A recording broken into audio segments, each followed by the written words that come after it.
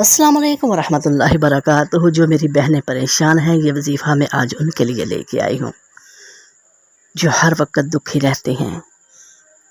اکثر پوچھتی ہیں کہ ہمارے شوہر ہمیں ٹائم نہیں دیتے، ہم سے محبت نہیں کرتے۔ میرا مقصد ان بھائیوں کا دل دکھانا نہیں ہے۔ خدا را، بیوی آپ کے گھر کی زینت ہے، اس کی قدر کرو۔ یہ آپ کی محبت کی طلبگار ہے۔ جیسے گھر کے دوسرے افراد کو ٹائم دیتے ہیں، اسے بھی ٹائم دے۔ یہ آپ کی مسکراہٹ کی طلبگار ہے۔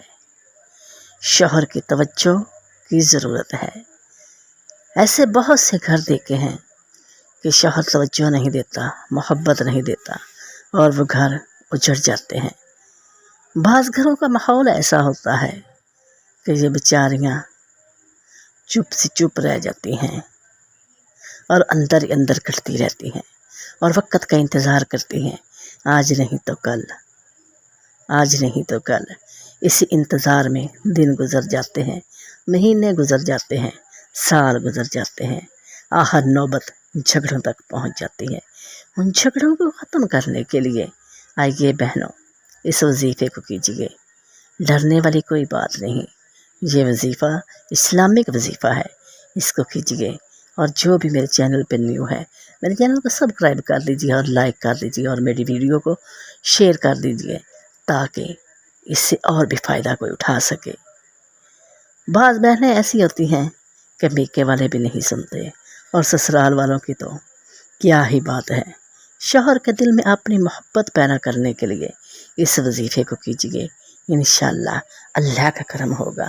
وظیفہ کرنا ہے تو اللہ پر توکل کر کے کیجیے، انشاءاللہ 100% اس کی گارنٹی ہے۔ جس کو بھی بتایا ہے، انشاءاللہ اس نے کامیابی حاصل کی ہے۔ آئیے آپ بھی اس وظیفے کو کیجیے اور اپنی پریشانی کو دور کیجیے۔ روزانہ 1 مرتبہ بسم اللہ الرحمن الرحیم پڑھنی ہے آپ لوگوں نے۔ چینی یا مٹھائی یا کسی بھی چیز پر جو میٹھی ہو، اس پہ دم کر کے، یا چینی، گڑ، چائے وغیرہ میں ملا کر بھی دے سکتے ہیں۔ اور اس کے کرنے سے آپ کے خامد کے دل میں محبت اتنی بڑھ جائے گی کہ وہ خود منہ سے بول کر کہے گا۔ آپ کو خود بھی اندازہ ہو جائے گا۔ اگر آپ ایسا نہیں کر سکتے، کسی میٹھی چیز پر نہیں کر سکتے، تو پانی کا گلاس پاس رکھ لیجیے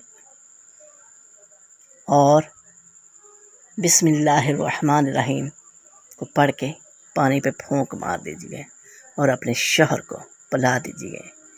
وہ شوہر آپ کی محبت کا گرویدہ ہو جائے گا اور وہ اتنا مجبور ہو جائے گا کہ آپ کے بنا رہ نہیں سکے گا۔